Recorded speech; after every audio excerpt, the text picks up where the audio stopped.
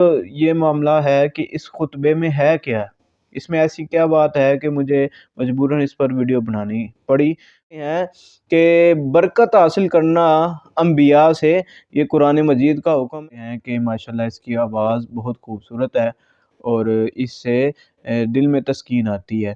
تو یہ آواز کا خوبصورت ہونا اور دل میں تسکین آنا یہ ایک علیحدہ باتیں ہیں۔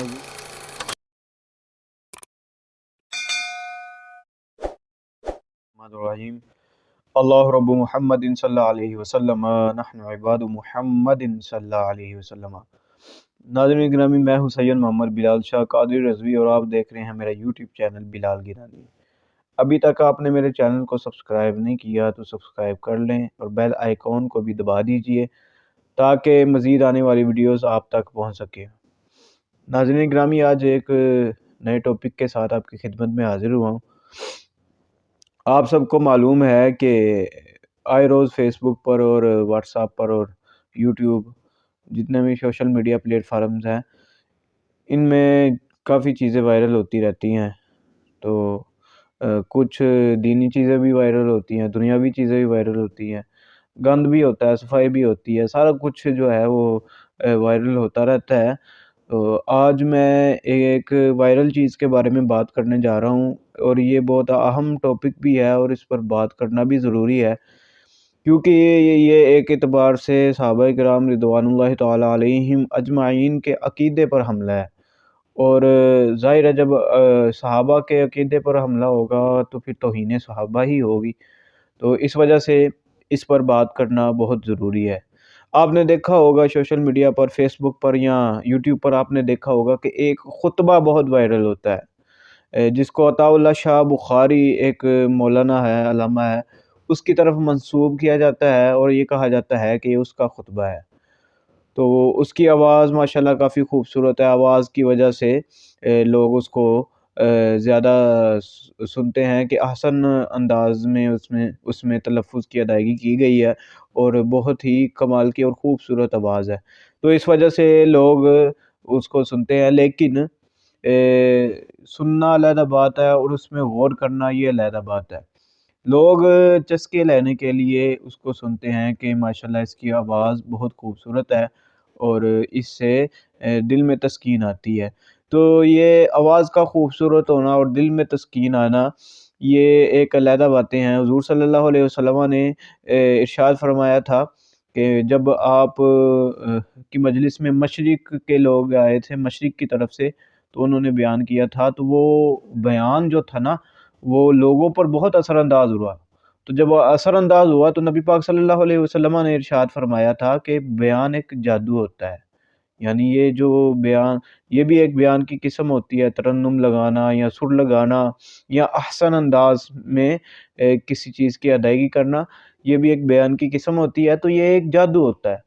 تو جادو ہمیشہ اثر انداز ہوتا ہے۔ تو اس خطبے کے بارے میں یہ بھی سنا گیا ہے کہ جب یہ خطبہ، پتہ نہیں یہ بات ٹھیک بھی ہے یا نہیں ٹھیک، لیکن یہ بات کہی جاتی ہے کہ یہ ایسا خطبہ ہے کہ اس کو سننے کے لیے، جب یہ پڑھتا تھا مولوی، تو اس کو سننے کے لیے پرندے جانور جو ہے وہ بھی رک جایا کرتے تھے۔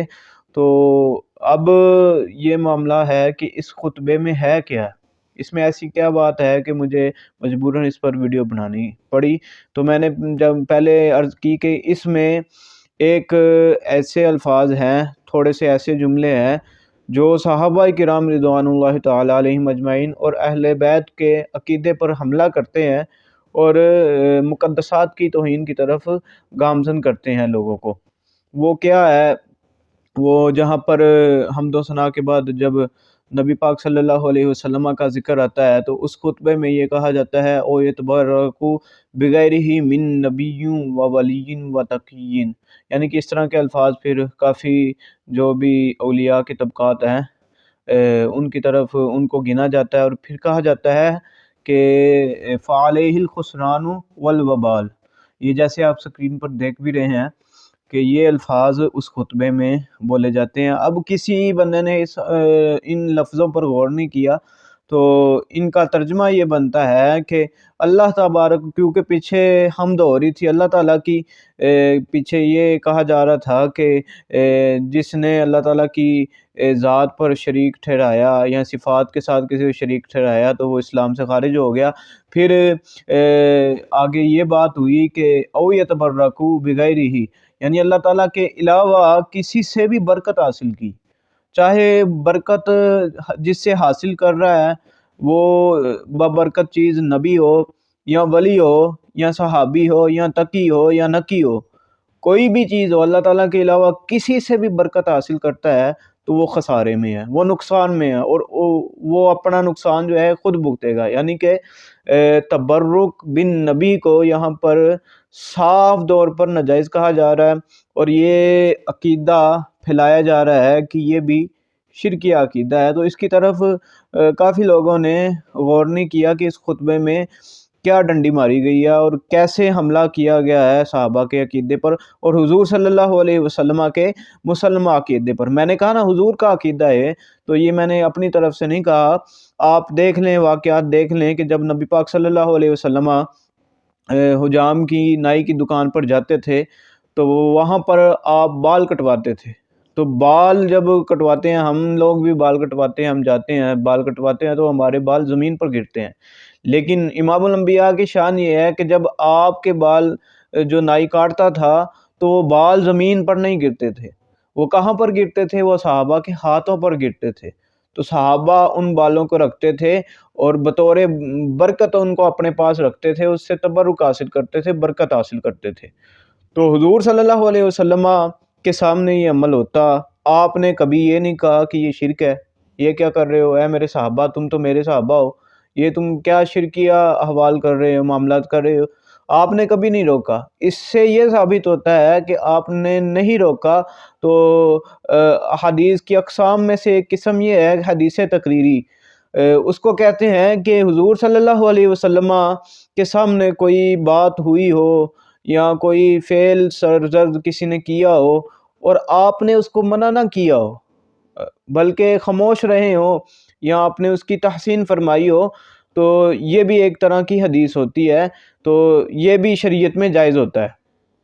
اب آج یہ ہے کہ اس میں کہا گیا ہے کہ تبرک جائز نہیں ہے، اور عقیدہ صحابہ دیکھا جائے اور حضور صلی اللہ علیہ وسلم کے سامنے جو عمل صحابہ نے کیا وہ دیکھا جائے، تو اس سے یہ واضح ہوتا ہے کہ یہ جو الفاظ ایڈ کیے گئے ہیں، داخل کیے گئے ہیں، یہ داخل کرنے والے اور یہ پڑھنے والے یہ کون لوگ ہیں؟ اب ہمیں سوچنا چاہیے کہ ایسے لوگ جو صحابہ کے عقیدے کے خلاف چلے یا منحرف ہو حضور صلی اللہ علیہ وسلم کے عقیدے کے، تو وہ کون لوگ ہوتے ہیں؟ یہ ہمیں اس بارے میں سوچنا چاہیے۔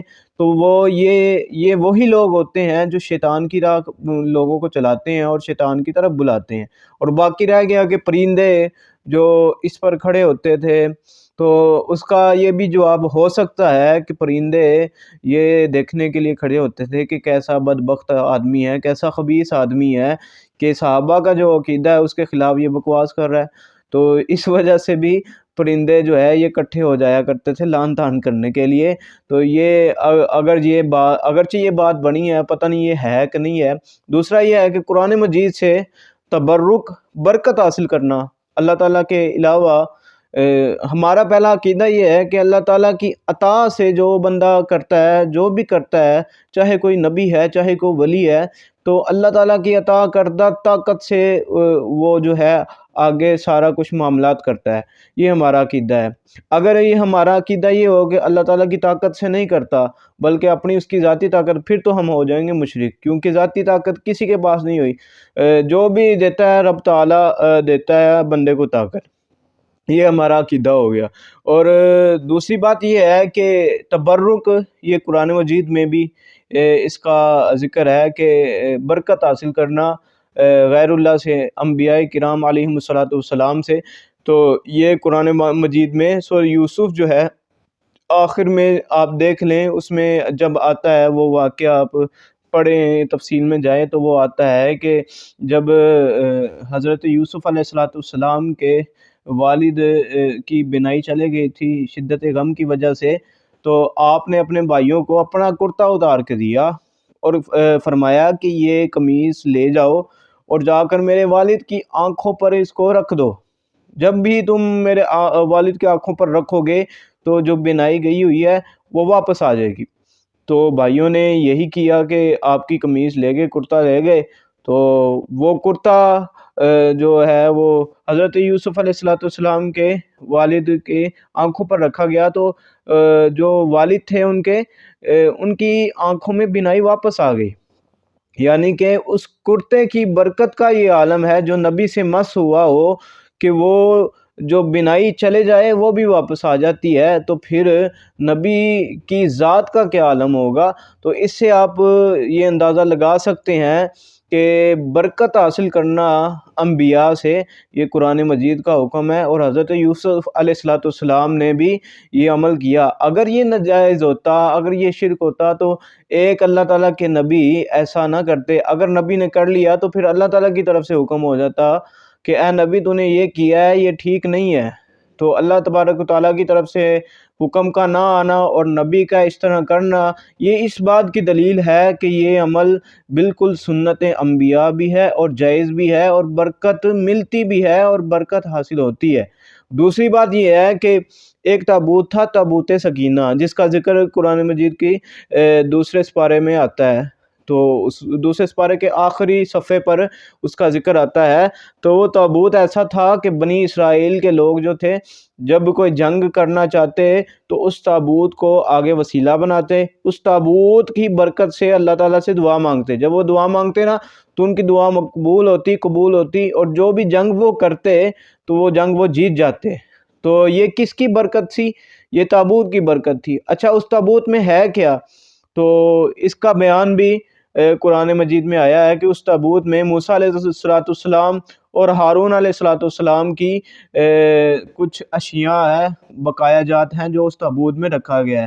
موسیٰ علیہ السلام کا عصا جو مشہور ہے عصائے موسیٰ کے نام سے، تو وہ عصا مبارک بھی اس میں ہے، اور حضرت ہارون علیہ السلام کی جوتیاں نالین مبارک بھی اس تابوت میں ہے۔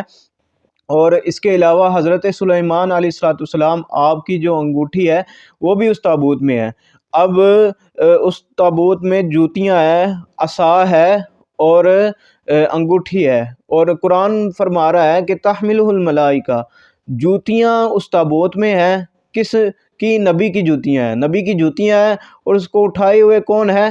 وہ قرآن فرما رہا ہے کہ تحملہ الملائکہ، فرشتے اس تابوت کو اپنے اوپر سروں پر اٹھائے ہوئے ہیں۔ یہ قرآن مجید کا حکم ہے، یعنی کہ جس تابوت میں ایک نبی کی جوتی ہو تو اس تابوت کا یہ عالم ہے کہ اس کو فرشتے اٹھا لیتے ہیں۔ تو اس جوتی کی برکت سے اس تابوت میں برکت آئی، اور پھر وہ تابوت جو ہے یہ بنی اسرائیل کو برکتیں دیتا رہا۔ تو اس تابوت کا ذکر بھی قرآن مجید میں آیا ہے۔ تو اس سے یہ بھی معلوم ہو گیا کہ اگر ایک لکڑی کا تابوت برکت دے سکتا ہے تو کیا زندہ جاوید نبی کیوں نہیں برکت دے سکتے، ولی کیوں نہیں برکت سے دے سکتے؟ تو لہٰذا ایسے شیطان عطا اللہ شاہ بخاری جس کی طرف یہ خطبہ منسوب کیا گیا ہے، اگر یہ اس کا ہے تو ایسے شیطان کا نہ دین سے کوئی تعلق ہے نہ اسلام سے۔ تو یہ دینی تشریحات کو موڑ دیتے ہیں، توڑ دیتے ہیں، اور اپنی من مانی شریعت جو ہے وہ لے کر آتے ہیں اور اس پر لوگوں کو چلاتے ہیں۔ اللہ تعالیٰ سے یہی دعا ہے کہ اللہ تعالیٰ ہمیں ان جیسے لوگوں سے محفوظ رکھے۔